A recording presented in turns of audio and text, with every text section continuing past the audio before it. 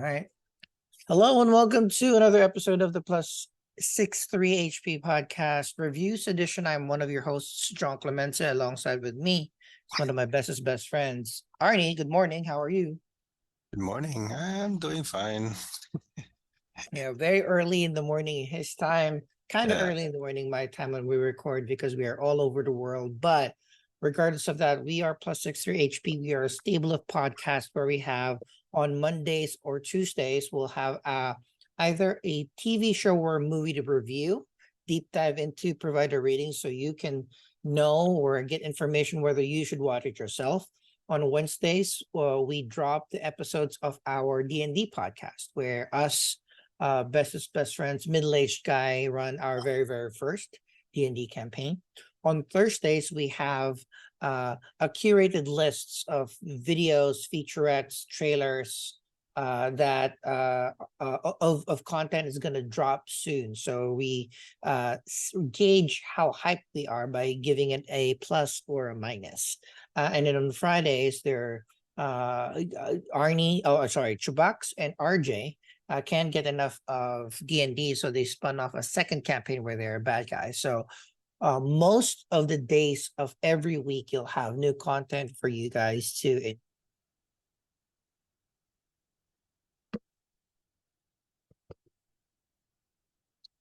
Oh, I think your your son died.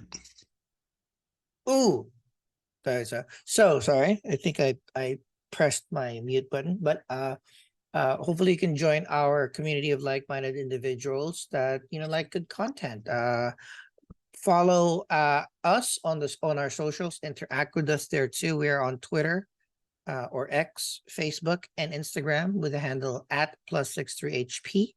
If you don't want to watch this video on demand, we are also on all of the major podcasts. So just search +63HP and we should be there. But we'd love it if you would like and subscribe to our channel, youtube.com/+63HP.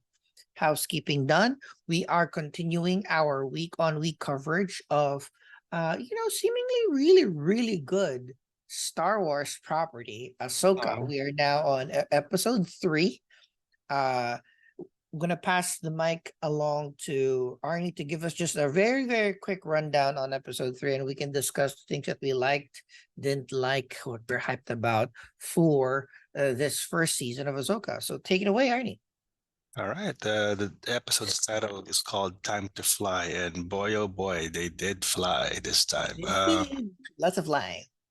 So first, as you could see, as you can remember from episode 2, Sabine is now back to Padawan stage with Ahsoka. So we see Dr. Hu Yang and Sabine practicing.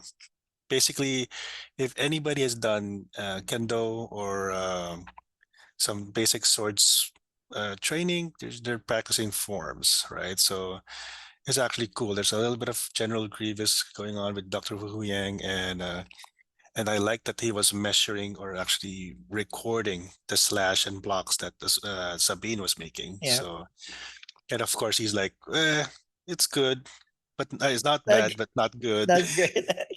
I So, yeah, but I love how we see, because we've seen this in every freaking movie mhm, that we've had on Star Wars, or at least in every kind of generation where there is the either like the helmet, covered helmet with mhm, laser shots to you, or try to fight me with your eyes closed kind of thing. But what I enjoyed the most was Fuyang with the light mhm, uh the light targets, so yeah, that we have wooden training swords. So it's good. Like, hey, it's you can be futuristic, but it can always also be retro. And the more I just listen to Huyang, he's getting up there. I think yeah. he's right now. I think he's third. My favorite droid will be Chopper for Phoebe. me. Phoebe Waller Bridgers Oh, from L3, huh? Okay. Han Solo, Hmm. right? The murderous sex driven bot. I like that. Of course, R2.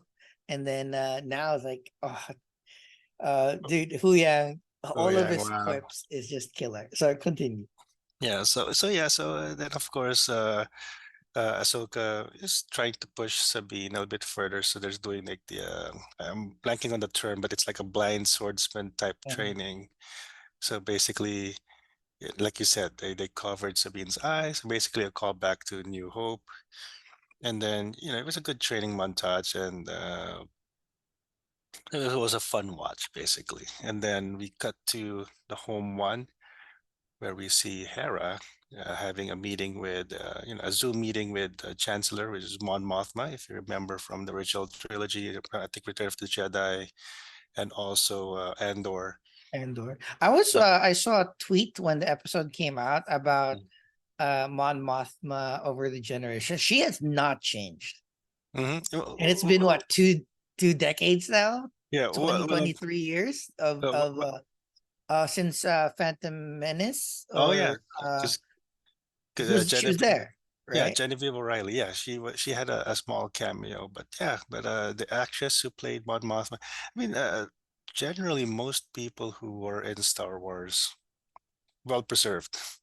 Well, well, so I, yeah, I was like, I'm very cool.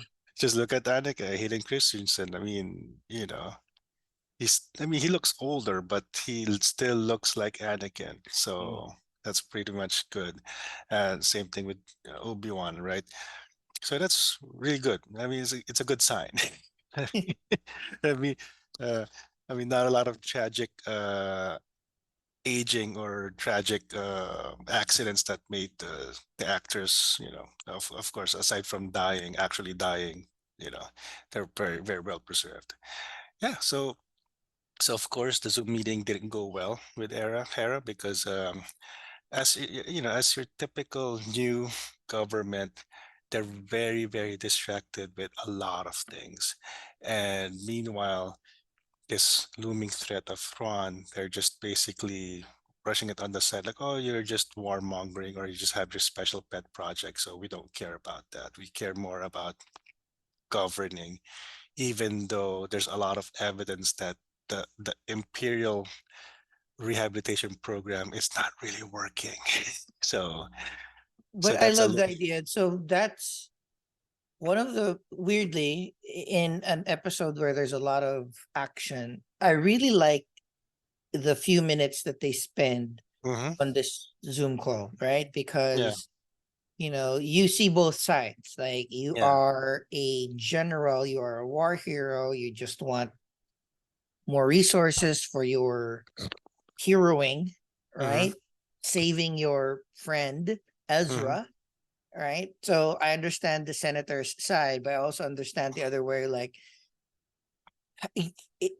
you're right. It's a new government. There are still loyalists from Mhm. the previous government that is not being weeded out. But of course, as a new senator or as a new leader, a politician in that side, you don't want to acknowledge that, because as soon as you acknowledge that, you mean that that's when you say that you haven't really won. So Yeah, it's a good push and pull.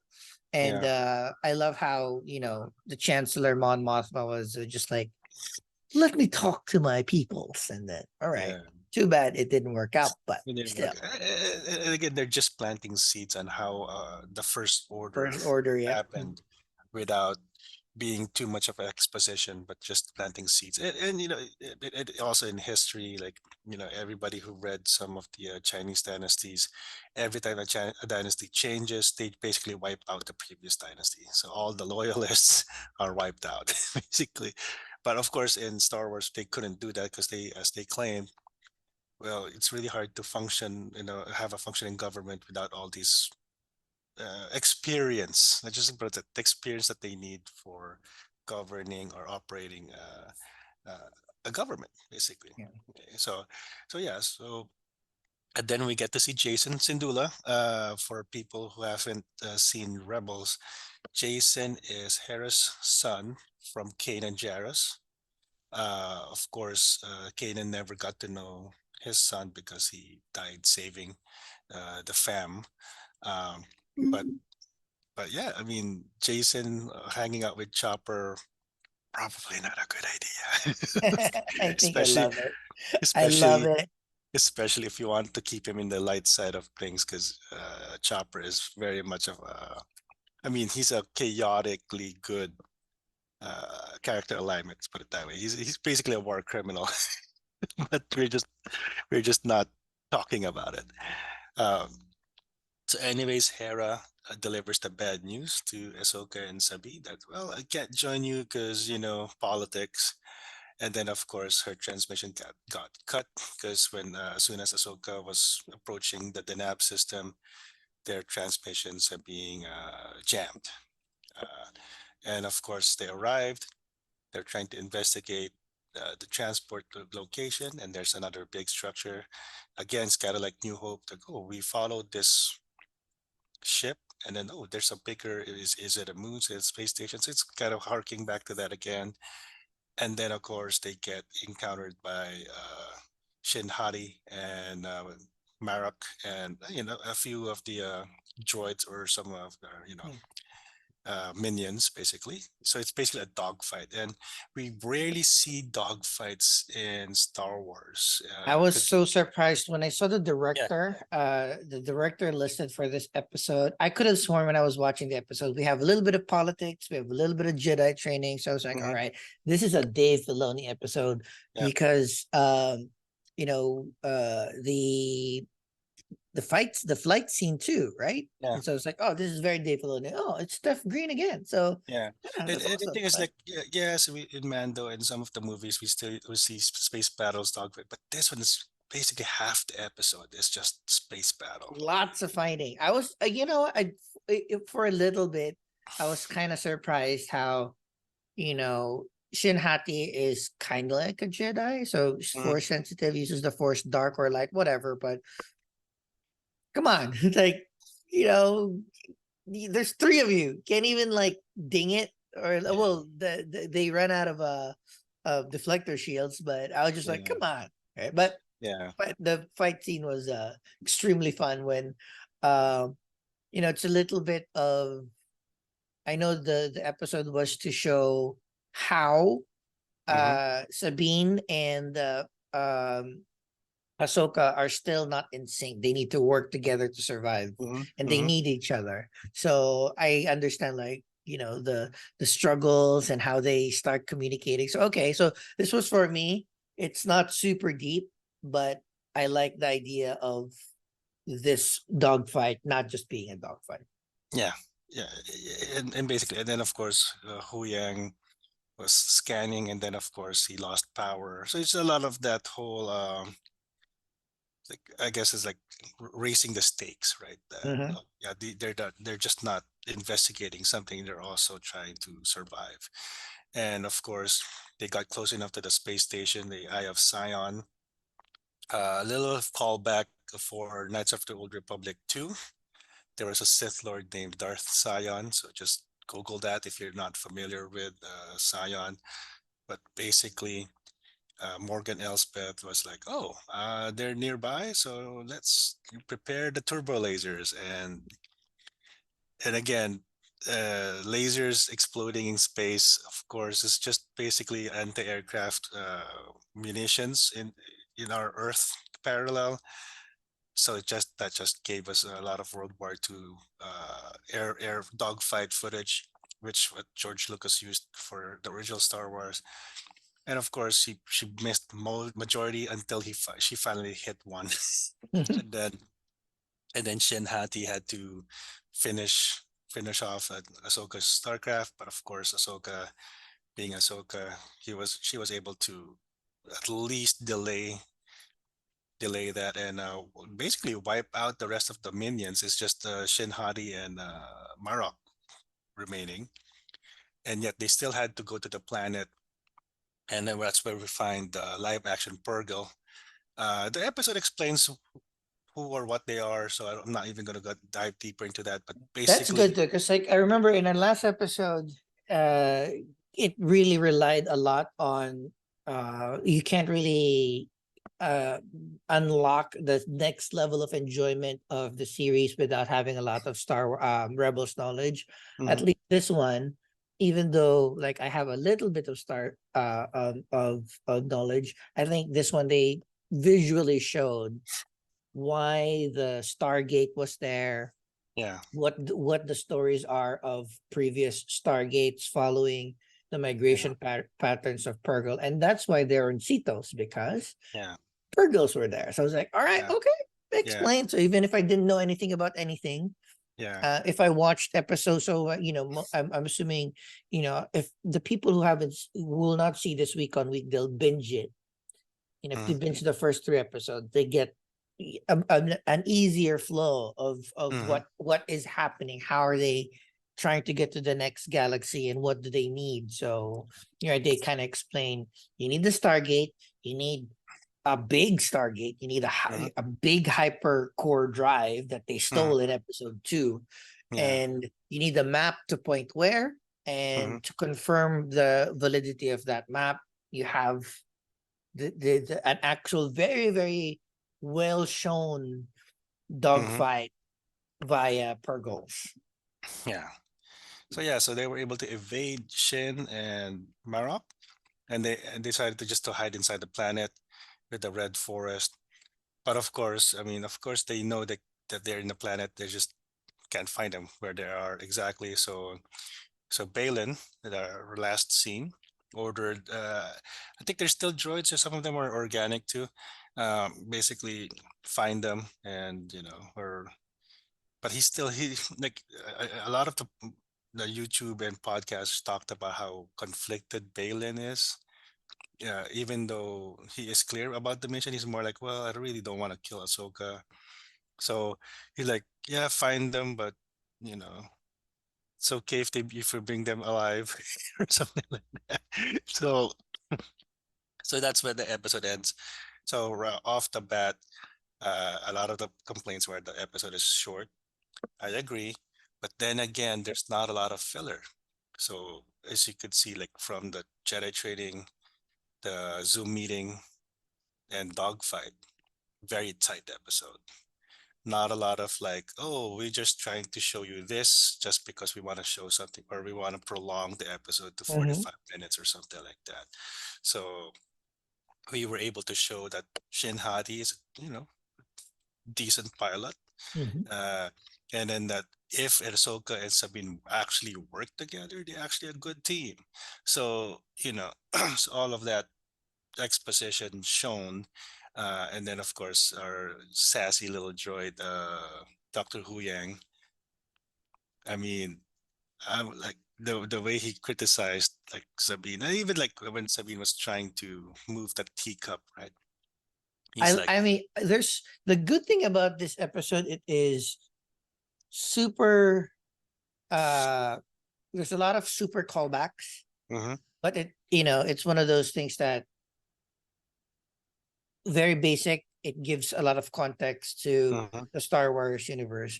I mean, the teacup, mm-hmm, awesome call. Like I love that.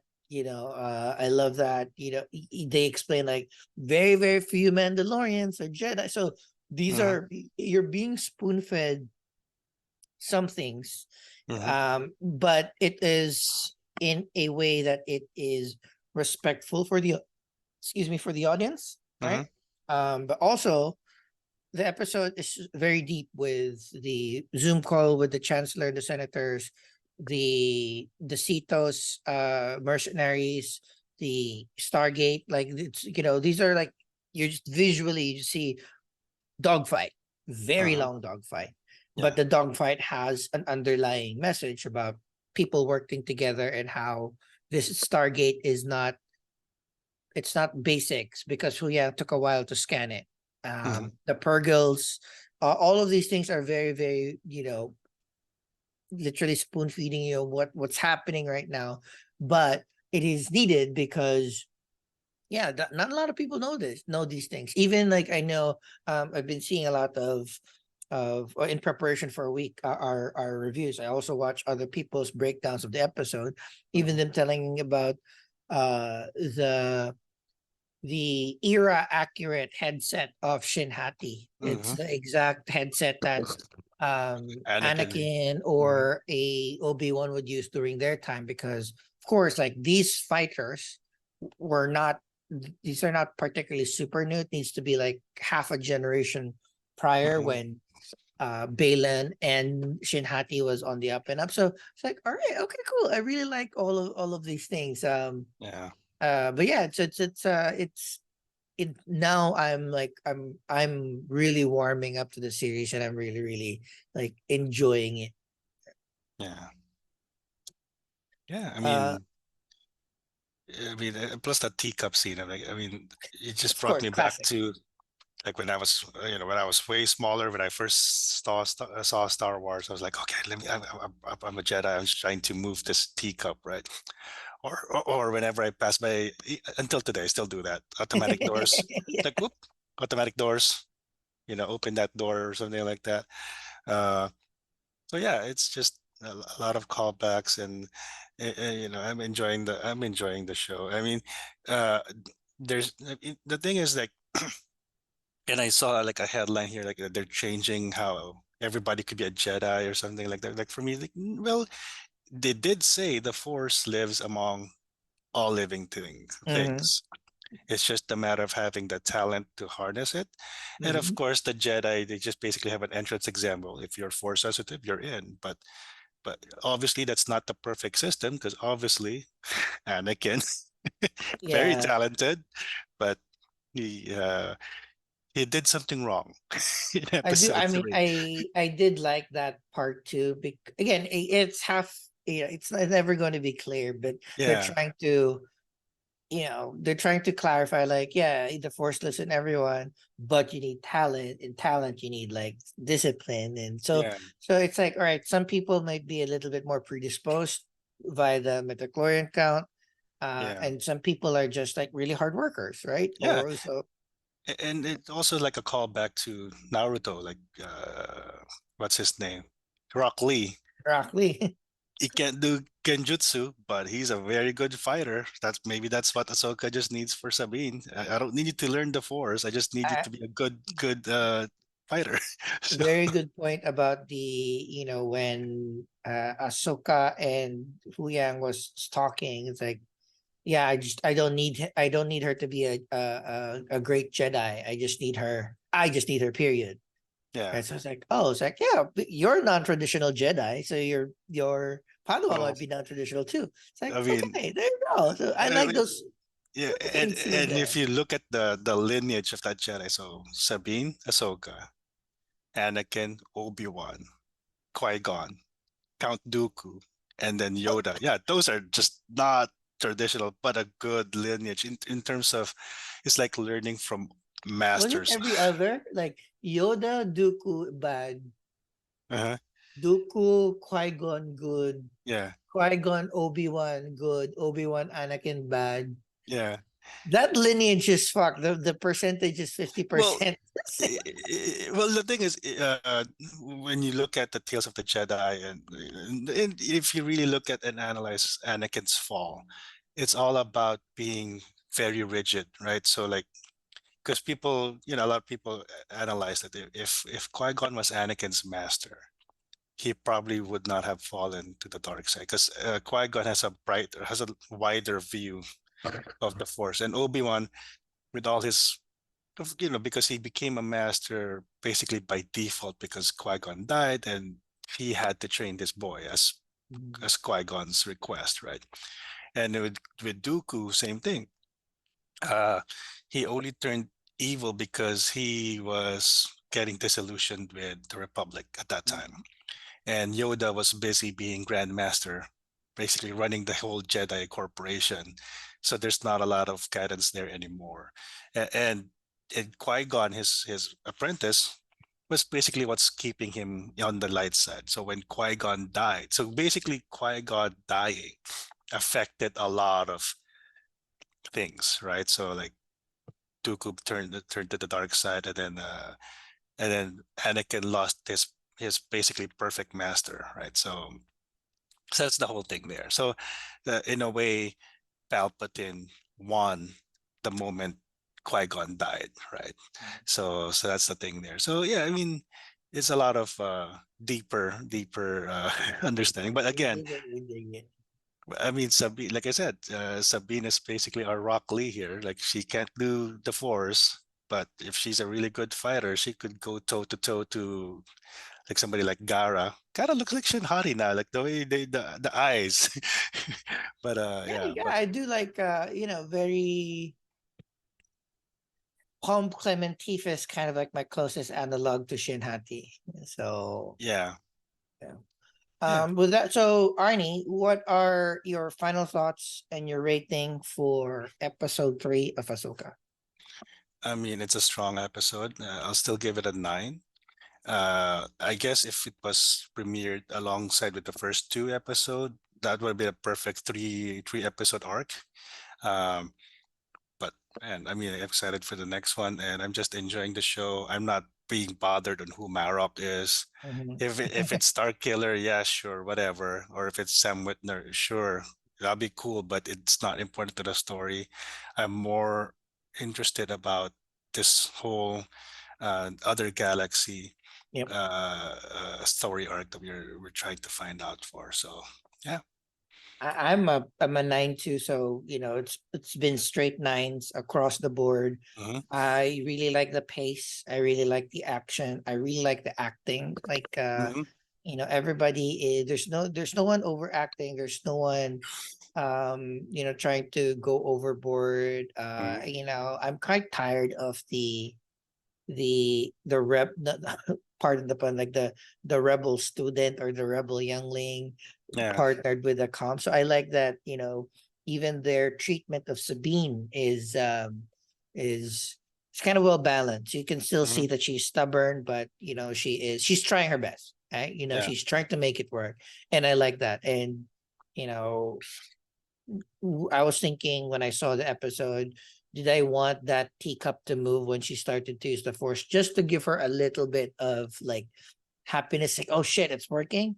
Um, Oh, no, it's like now I'm invested. I'm invested that she might be she might just be like a better fighter. You don't yeah. need to be like doing the forced pushes and stuff like that. So Yeah. I enjoy giving like a non uh exemplary Jedi in the fandom. Like for me, the ones that I really, really like. So Yeah. giving it a 9 2, it's you're right. I think if this 3 episodes came out, I might have been a lot more high on the Yeah. first act First, yeah. of Yeah. the series, but it's only 8 episodes. If there were 9 episodes and we could have had three episodes, that would have been nice. Yeah. But I do like the idea of like 2 1 1 1 1 1. Like, or Yeah. it's a slow drip. Yeah. It's Yeah. fun. You're really Yeah. enjoying the action. Yeah, and I think it would be cool, like let's say for the last scene of the season, Sabine was trying to move that teacup, and then they gave us like a Christopher Nolan, like, is it moving? Like, is it like it's like shaking? Is it just a vibration of the ship, or is it she actually moving? Is it like the whole Mhm. Inception, or like what movie was that? Basically just giving us a tease, like, did she actually do it or what? So that would be a cool callback too, and I won't be I- surprised if they do this. and yeah, you're absolutely right when you said like all of these minor things like Marok, Padawan, Sabine, etc. They're minor. I Mhm. I am invested in the main through line. The main Mm. through line interests me. Yeah, Let's get to this new galaxy, and then whether this new galaxy is in a different galaxy in a different time, or it's the same galaxy in a different time, or it's just a yeah, different galaxy, doesn't matter, because the main point of it, it's interesting that the bad guys are building something. It's interesting that the good guys are trying to follow that bad guy. yeah, So that the story holds. It's not too convoluted. yeah, It's deep enough. There's a lot of layers in terms of, yeah, you're right. Um Hera not getting resources. So I all of it kind of like flows into the idea that yours it doesn't have to be that complicated, hmm, right? We don't need all of the frills. You just need a very solid story, and you need every portion to make sense. hmm. And yeah, of course, well paced with action. So where kids are entertained and toys are being bought, because now Oh, for I really sure. wanna I wanna buy a ghost that spins, a Yeah, Lego, right? Because yeah. it's like seeing it in action was amazing, I mean, right? okay, so they released three sets. Like, so CHUBAX already bought the Ghost and the Ahsoka one. I'm planning to buy both. I was still iffy on the because there's a set that is Shin Hari's starship and then the E-wing. I was like, eh. Then after seeing that dogfight, I kind of want to buy that. Right, right. Yeah. I want a Shinhati what do you call that? Black Minifigures. Arts, Oh, Black Series. Black Series. If they Oh, release one, I'll get one. oh, I'm sure they would Definitely gonna release. get a Bean for sure because I already have an Ahsoka, and then I'm gonna get the Ghost as long as it spins. I'm great. Oh, nice. All right. So that's episode 3. We will be here back again, same time, same channel, discussing episode 4. We are Mhm. also going to be reviewing the recently dropped One Piece live action. I'm Ooh. halfway through. I am How, enjoying it. how So many episodes? How many it's episodes? only 8 episodes. Eight. Oh, So okay. I could you watch it can then watch this it. week. Yeah. Right. And then we'll be discussing that or part of it by next week once our other bestest best friend joins our Yeah. crew. Yeah. Arnie, your goodbyes. Well, excited for One Piece and of course episode 4 of Ahsoka. So if for that One Piece review, I'll be on the other side. I haven't been diving deeper into the lore, so it's a good change of pace And for and me. me and Chubax are like, They are dude, like the One thousand Piecers. ninety seven chapters, bro, Because you guys read the manga too, right? since college. So there's oh yeah, and Yeah. that is a long time ago in a galaxy far, far away. But 20 years, bud. 20 years of woo, my goodness, because I remember watching One Piece with Chupax, and that was a long time ago, and different life. it's a real epic. It's a real epic. Yeah. So So yeah, um I'm gonna catch up on that one. Yeah, for all sure. right. It's on With Netflix. that, we'll see you next week. Thank you and goodbye. Bye.